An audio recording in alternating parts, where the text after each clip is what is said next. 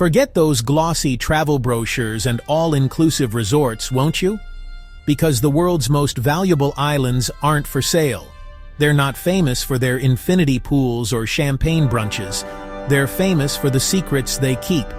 These are the destinations you're almost not meant to find. Remote, untouched, and guarded by the ghosts of history. Today, we're revealing the islands where nature has reclaimed the relics of World War II, creating underwater worlds reserved only for the most intrepid explorers. These are the islands kept secret, and here's exactly why. First on the list is Yap, a tiny speck in the western Pacific that doesn't even register on most satellite maps. The island is ringed by a fringing reef so healthy it looks photoshopped, but the real magic starts about 15 meters down. There, a US Navy Hellcat fighter lies on its belly, wings still intact, with coral growing through the cockpit like nature's stitches. Local divers call it the ghost plane, and it's flanked by 3 Japanese Zeros scattered within a kilometer. The wrecks are shallow, so even novice freedivers can hover above the cockpit and see the pilot's joystick wrapped in soft pink corals. But Yap's secret isn't just metal on the seafloor. It's the manta rays, dozens of them, that use the wreckage as a cleaning station. No one knows exactly why the rays congregate here. Perhaps the magnetic signature of the engines confuses their navigation, or maybe they simply like the theater of it all. Whatever the reason, you'll share the water with wingspans wider than your arm span, while parrotfish crunch coral in surround sound. Above water, the island still uses stone money, gigantic limestone discs hauled in by canoes centuries ago. The bigger the disc, the louder the statement. We choose history over hurry. Tourists rarely stay longer than 3 days, which suits the locals fine. They'd rather you earn the right to hear the stories than buy them in a gift shop.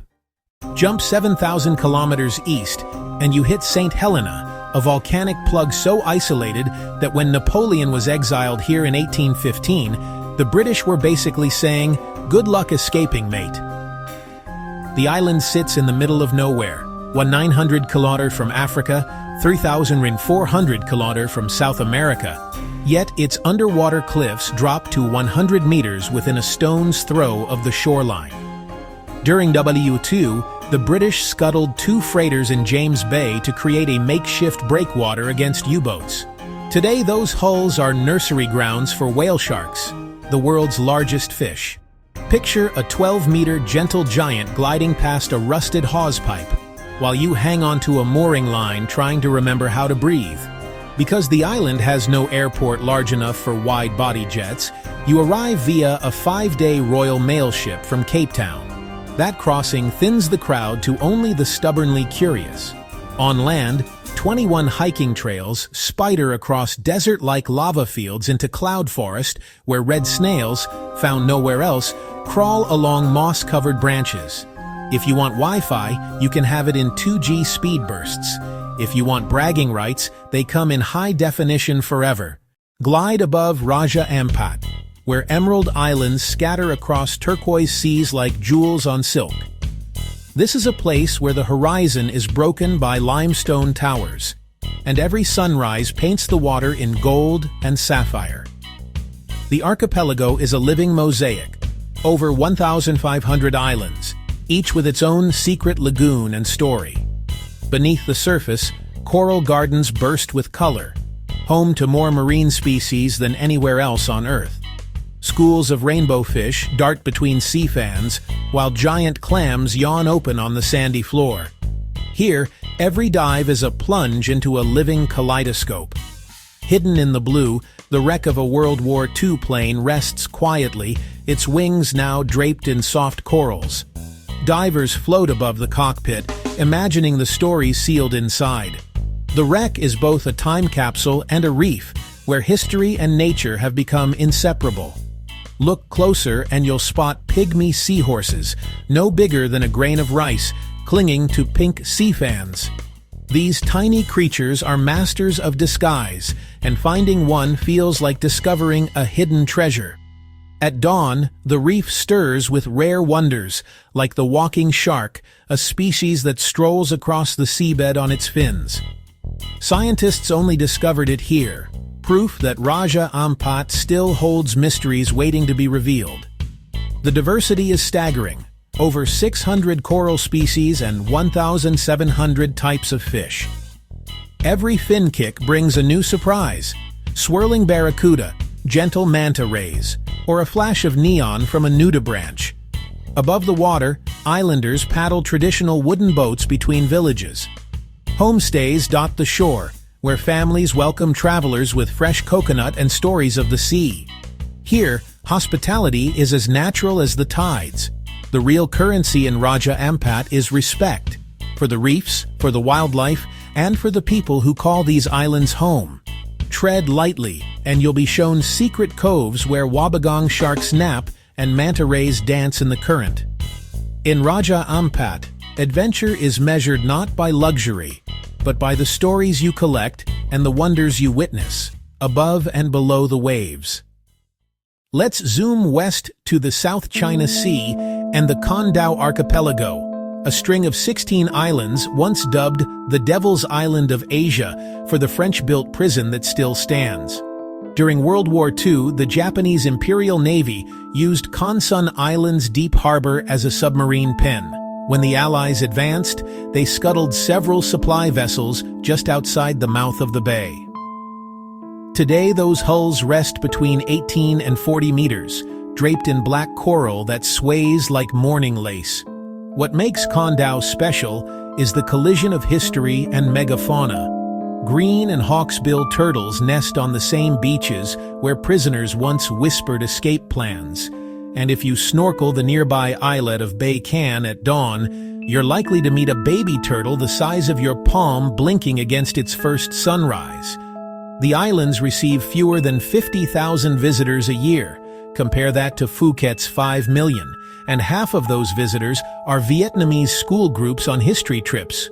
Dive boats are so scarce that when you descend onto the wreck of the 90-meter freighter Tai Maru, you'll probably have the entire hull to yourself. Swim through the cargo hold, past engine blocks sprouting sea whips, and surface to the sound of hornbills flapping overhead.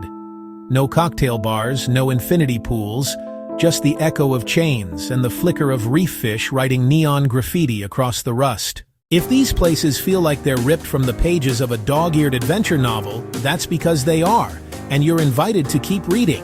Hit subscribe and ring the little bell so you don't miss the next chapter of hidden histories and underwater time capsules. Last stop is Nusa Penida, technically part of Bali, but psychologically a universe away. The island's eastern cliffs plummet 150 meters into the Lombok Strait, a trench so deep that sperm whales pass within spitting distance. During World War II, Balinese rebels ferried arms along these cliffs, and when Japanese patrol boats gave chase, they scuttled their cargo, jeeps, ammunition crates, even a small tank, into the blue. Most of the military debris is gone, but local freedivers know a spot called Toyapake Wall, where a landing craft ramp lies upside down at 22 meters. It's now a cleaning station for manta rays that glide past like stealth bombers, their white bellies flashing Morse code against the sunlight. Penida's real secret, though, is the mola mola, the oceanic sunfish that rises from the abyss between July and October. These bizarre two-ton pancakes of evolution come to shallow water to be groomed by bannerfish, and they seem to prefer sites near the old wreckage. Perhaps the metal acts as a reference point in the big blue. Above water, the island is raw.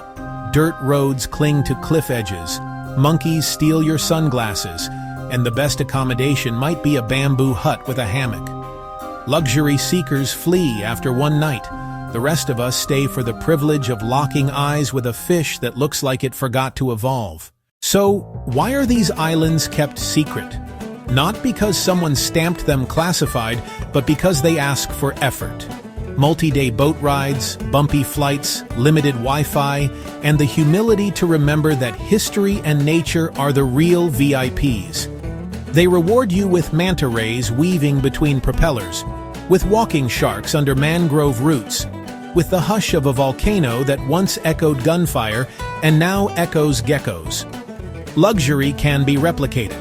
A butler in the Maldives pours the same champagne as a butler in the Caribbean. But you can't fake the goosebumps when a whale shark glides past a war wreck, or the grin when a red snail crawls across your boot on a trail no brochure advertises. The secret isn't a conspiracy, it's a filter. It keeps the crowd thin, the coral healthy, and the stories honest. So pack a mask, charge your curiosity, and set the out-of-office reply to "at sea." Because the best islands aren't kept secret by governments. They're kept secret by the willingness to go one extra mile farther than yesterday's comfort zone. And that mile? It tastes like salt, rust, and wonder. An aftertaste no five-star spa can ever bottle.